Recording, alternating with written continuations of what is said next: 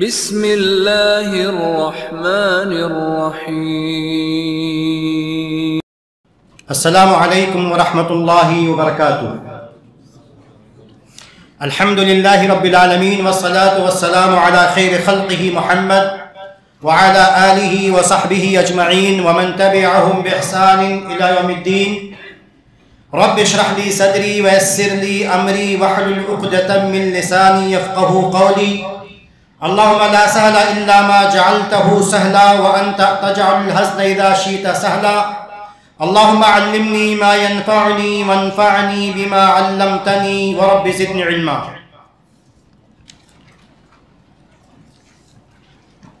لائق احترام صدر مجلس، معزز علماء کرام اور سامعین کرام اور خواتین اسلام، آج کے اس اجلاس عام میں جس موضوع پر چند باتیں آپ کے سامنے رکھنی ہیں اور جو مرکزی اس اجلاس کا مرکزی خیال ہے، اس کے چند پہلوؤں پر آپ کے سامنے بات کرنی ہے۔ وہ پہلو ہے سیرت آل ابراہیم کے چند پہلو۔ ابراہیم علیہ السلام کی زندگی میں ہزارہ پہلو، ان کی صفات، ان کے کارنامے، ان کی زندگی کے لمحات، ہر لمحے میں ایک پیغام ہے، ہر لمحے میں رب سے محبت کا اظہار ہے، توحید کی دعوت ہے، شرک سے بیزاری ہے، شرک سے بیزاری کی دعوت ہے، قربانیاں ہیں، اطاعت ہے، خود سپردگی ہے اللہ تبارک و تعالیٰ کی جناب، بہت کچھ ہے۔ اسی لیے اللہ تبارک و تعالیٰ نے رہتی دنیا تک کے انسانوں کے لیے صرف ابراہیم ہی نہیں، آل ابراہیم کی زندگی کو نمونہ بنا دیا۔ سعی دیکھے وہ ہاجر کہ ایک عمل کا پرتو ہے، اس کا اظہار، اس کی یاد ہے، پورا حج، پوری قربانی اور بہت سارے اسلامی شاعر آل ابراہیم کی یادگار ہے۔ آج کے موجودہ حالات میں جیسا میں نے اشارہ کیا، پیغامات تو بہت ہیں ابراہیم علیہ السلام کی زندگی میں، لیکن اگر ایک دو پیغام کی بات کی جائے جو ہماری زندگی میں آ جانا چاہیے، جو ہر مسلمان مرد عورت کی زندگی میں دکھائی دینا چاہیے، جو اس کی زندگی کا لازمی حصہ ہونا چاہیے، وہ وہی چیز ہے جس کے لیے ابراہیم نے اپنے والد محترم سے گفتگو کی، دشمنی مول لی، گھر بار چھوڑا،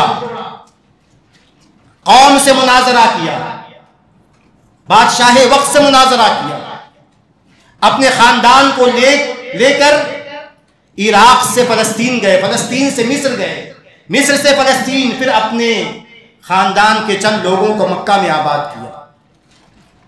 آج بولنا آسان ہے، لیکن یہ قربانیاں، یہ کٹھنائیوں کا برداشت کرنا، بادشاہ کے ظلم کو سہنا، قوم کے ظلم کو سہنا، اپنے قریبی رشتہ داروں کو توحید کے لیے قربان کرنا، یہ بولنا آسان ہے، لیکن یہ زندگی میں ایسا کرنا یہ بہت مشکل ہے۔ تو اگر ایک پیغام جو ہمیں سمجھنا ہے وہ ہے توحید کی پاسداری، توحید سے وفاداری، توحید کی آبیاری۔ آسان لفظوں میں اگر میں سوال کروں، آسان بنا کر چیزوں کو، کیا آپ توحید جانتے ہیں؟ کیا آپ کے گھر کا ہر فرد، ہر بچہ، آپ کے گھر کی ہر عورت جس سے آپ کا کوئی بھی رشتہ ہے، ماں کا رشتہ، بہن کا رشتہ، بیوی کا رشتہ، بیٹی کا رشتہ، بھتیجی یا بھانجی کا رشتہ، کیا وہ توحید کو جانتی ہے؟ کیا وہ توحید کو سمجھتی ہے؟ اسے پتا ہے کہ ربوبیت کسے کہتے ہیں، اللہ تبارک و تعالیٰ کی الوہیت کسے کہتے ہیں، اس کے تقاضے کیا ہیں، ہم جب کہتے ہیں کہ اللہ تبارک و تعالی ہمارا معبود ہے، ہر قسم کی عبادتیں صرف اللہ تبارک و تعالی کے لیے کی جانی چاہیے، تو کیا ایسا ہمارے گھر میں ہوتا ہے؟ کیا ہمارے نوجوانوں کو شعور ہے اسماء و صفات کا؟ ہم الفاظ تو ذکر کر رہے ہیں، لیکن کیا یہ آسان لفظوں میں ہمارے خاندان کے افراد کے ذہنوں میں ہے؟ میں چھوٹی مثالیں دوں گا. کبھی کبھی ہم سمجھ نہیں پاتے شرک کیسے چور دروازے سے ہمارے گھروں میں داخل ہوتا ہے. بہت چھوٹی سی مثال. بہت ساری ہماری مائیں جب بچے کو نہلاتی دھلاتی ہیں تو کالا ٹیکا لگاتی ہیں. یہاں کالا ٹیکا کاجل سے لگا دیتی ہے.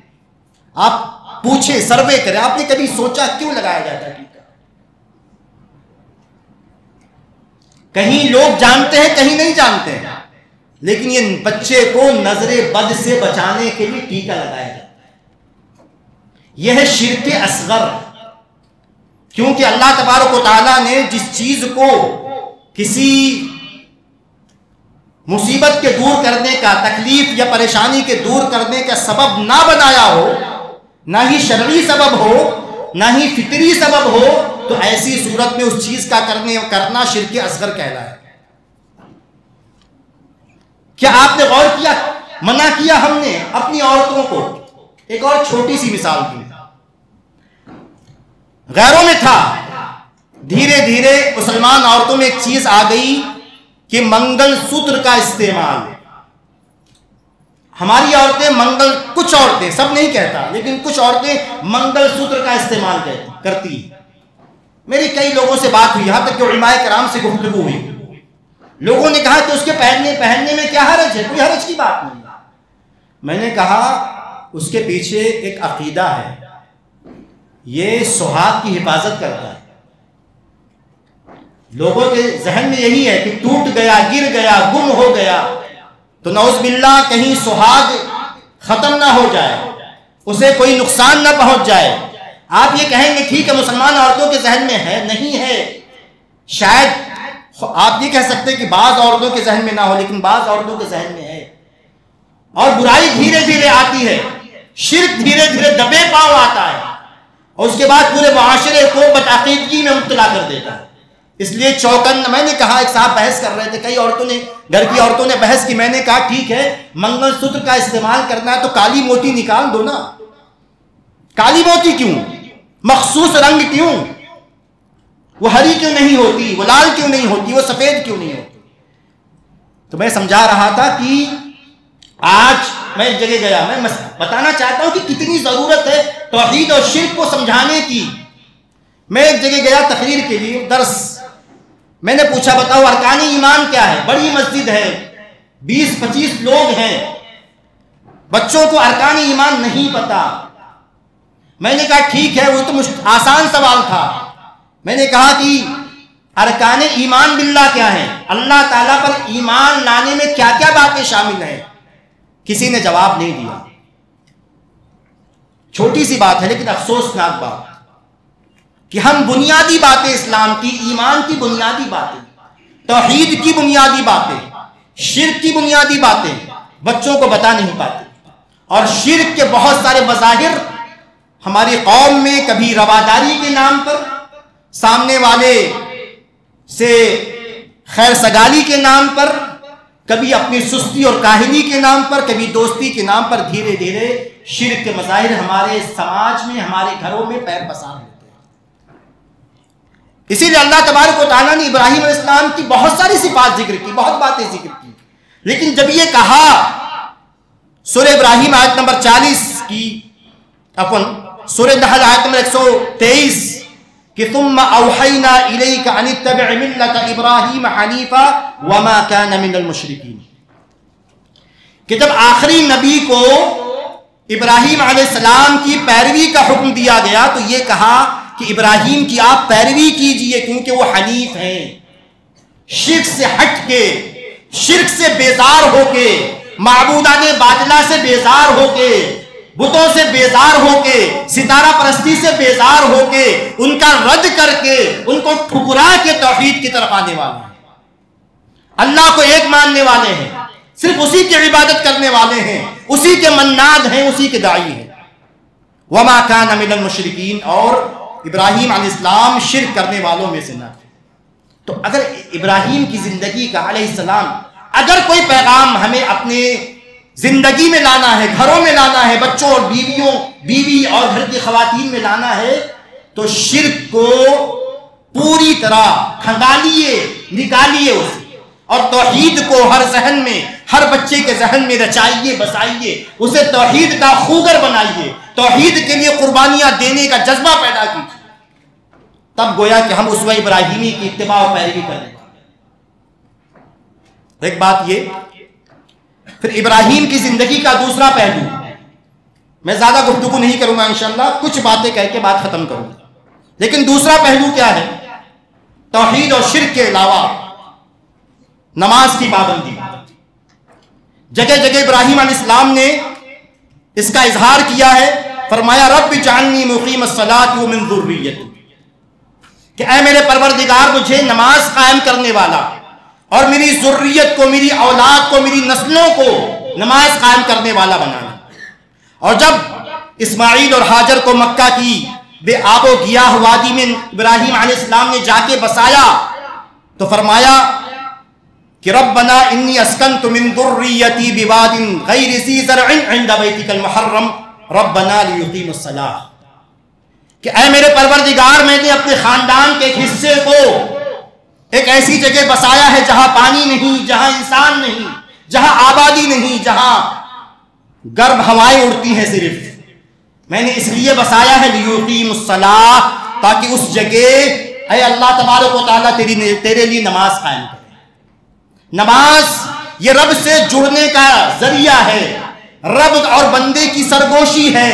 جب بندہ دنیا کی پریشانیوں سے پریشان ہو جائے، رب کے سامنے اپنی باتیں رکھے، 5 وقت رب سے ملاقات کرے، رب سے جڑے، وہی اس کائنات کو پیدا کرنے والا، وہی مالک، وہی چلانے والا، وہی بگڑی کو بنانے والا۔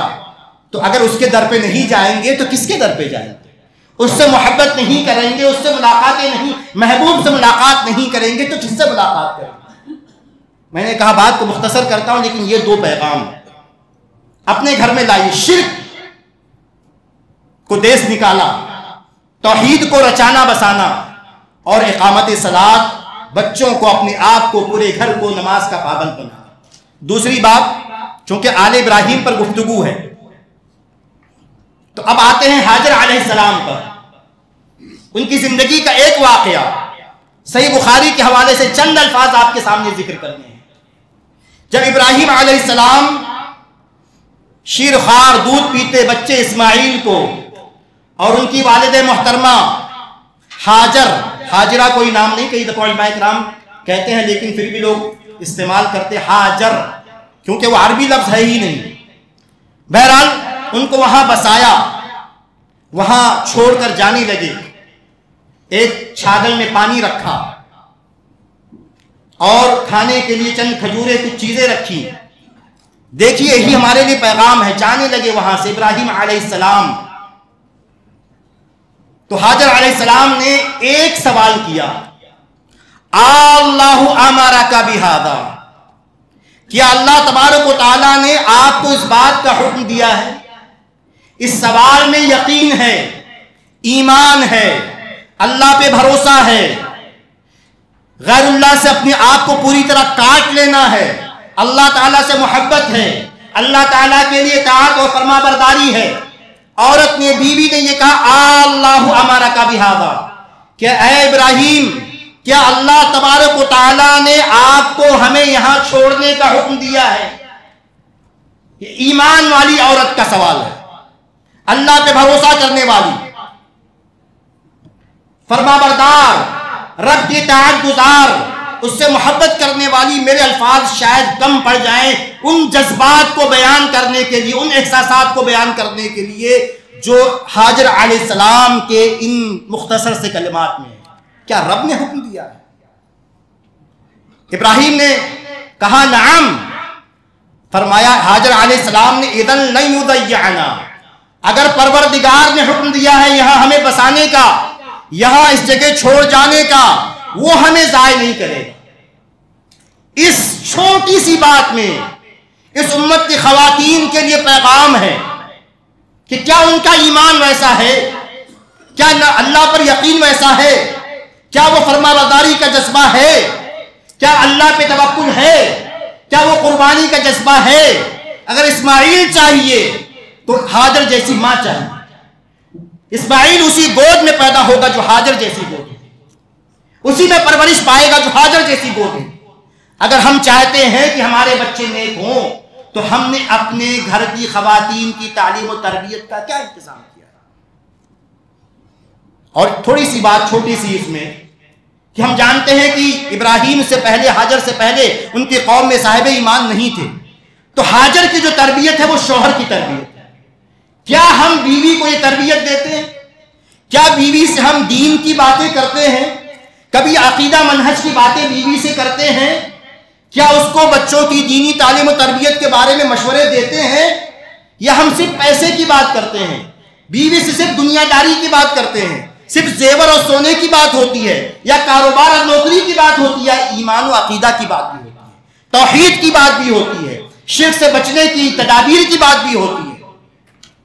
تو یہ بہت واضح پیغام ہے ہاجر کی زندگی کا کہ اگر آپ چاہتے ہیں کہ اس قوم کی اصلاح ہو، امت کا بگاڑ ختم ہو، امت کی ایمانی طاقت مضبوط ہو یہ امت، تو ایسی ضرورت یہ ہوگی کہ مائے ہاجر جیسی ہے، اللہ پہ بھروسہ کرنے والی، ایمان والی، اللہ سے محبت کرنے والی، رب کی راہ میں قربانیاں دینے والی۔ یہ قربانی چھوٹی تھوڑی تھی، تفصیل کا وقت نہیں ہے لیکن چیز واضح ہے۔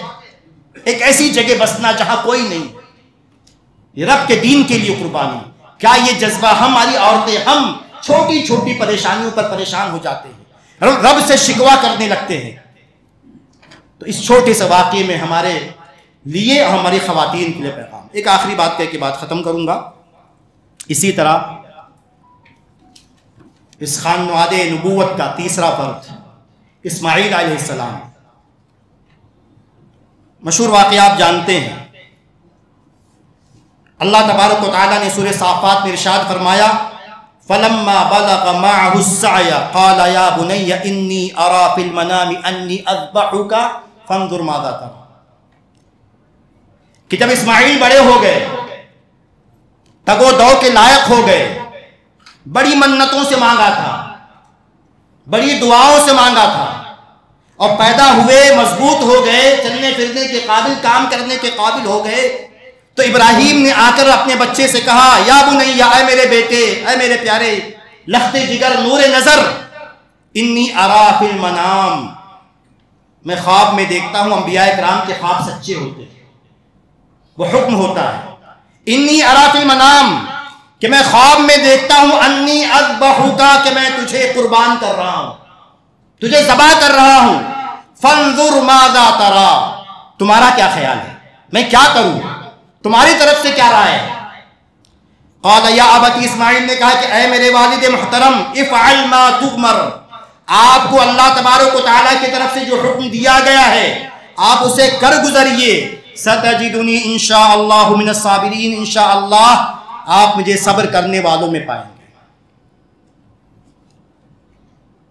یہ بیٹا چاہیے، باپ کی ماننے والا، رب کی ماننے والا، رب کا فرما بردار اور باپ کا فرما بردار۔ اسماعیل نے یہ نہیں کہا آسان لفظوں میں، یہ نہیں کہا آپ کیسی بات کرتے ہیں، آپ مجھے قربان کر دیں گے، کیونکہ اسماعیل کی وہ تربیت تھی کہ رب کا حکم ہے، رب کے حکم پر جان قربان ہے، مال قربان ہے، جذبات قربان ہے، خواہشات قربان ہے، ہر چیز قربان ہے رب کے حکم پر۔ اور ہمارا مسئلہ کیا ہے؟ بیوی نے کہا بڑا سا ٹی وی لاؤ، اسکرین بڑا چاہیے، بیوی کہہ رہی کیسے مانے؟ اور یہ مثال پرانی ہو گئی، چھوڑ دیجیے، شادی کی مثال لیجیے، میں بات لمبی نہیں لیکن شادی کی مثال۔ بیوی کہتی جہیز کیسے نہیں لیں گے، ہم تو صاحب حیثیت ہیں، سامنے والا بھی صاحب حیثیت ہے، اور شوہر دیندار ہے، کہتا ہے کہ نہیں لوں گا، لیکن بیوی دباؤ ڈالتی، گھر کی عورتیں، اور یہ جملہ بہت سنا گیا، ارے کیا کریں گھر کی عورتیں نہیں مانتی۔ انسان گھر کی عورتوں کی بات مانے گا، رب کی بات نہیں مانے گا۔ رب کی بات زیادہ اہم ہے، زیادہ قابل اتباع ہے، یا گھر کی عورتوں کی بات؟ ایسی ہزار مثالیں ہماری زندگی میں۔ تو ایسی تربیت کی ضرورت ہے۔ اگر ہم چاہتے ہیں کہ ہم اس خاندان کو اپنی زندگی میں اسوہ بنائیں، تو بیٹوں کی تربیت اسماعیل جیسی کریں، نیک ہو۔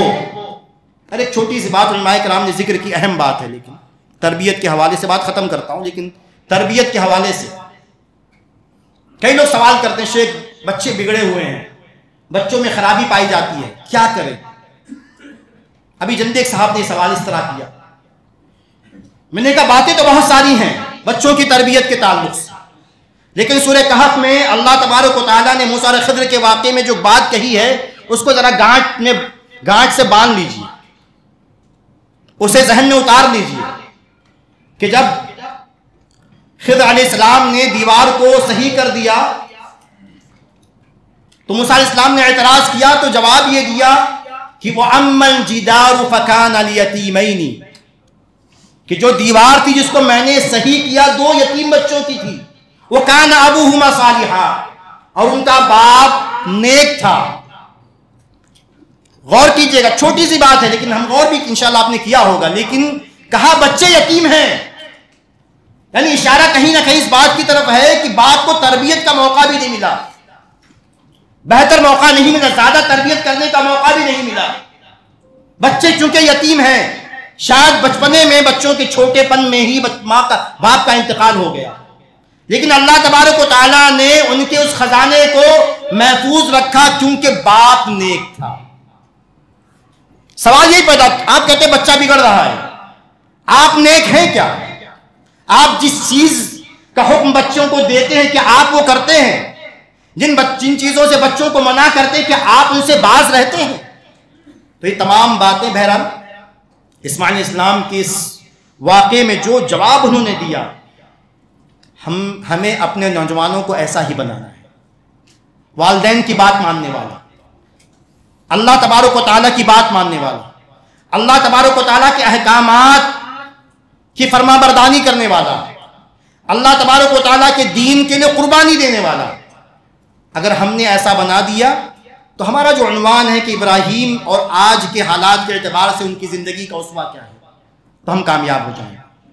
ہم اگر صحیح ہو گئے، گھر کی عورتیں صحیح ہو گئیں اور گھر کے بچے صحیح ہو گئے، تو انشاءاللہ ہمارا سماج، ہمارا معاشرہ بہتر سے بہتر معاشرہ ہو جائے گا۔ اللہ تبارک و تعالیٰ سے دعا ہے کہ اللہ تبارک و تعالیٰ ہمیں کہنے اور سننے سے زیادہ عمل کرنے کی توفیق عطا فرمائے۔ والسلام علیکم ورحمۃ اللہ وبرکاتہ۔